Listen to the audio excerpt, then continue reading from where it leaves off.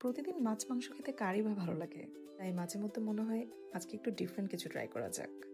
চলুন একটা পনিরের রেসিপি শেয়ার করি।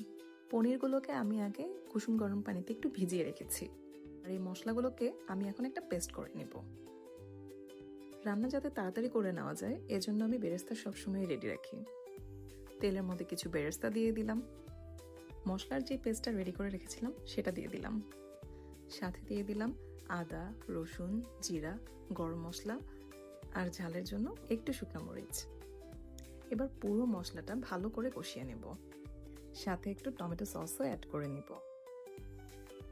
এবার দিচ্ছি লবণ আর ফেটিয়ে রাখা টক দই। মশলা ভালো মতো কষানোর পর অ্যাড করে দিচ্ছি ভেজে রাখা কটেজ পনিরগুলো। পনিরের ভেতরে যাতে মশলাগুলো ঢোকে এজন্য ভালো করে পনিরটাকে কষাতে হবে।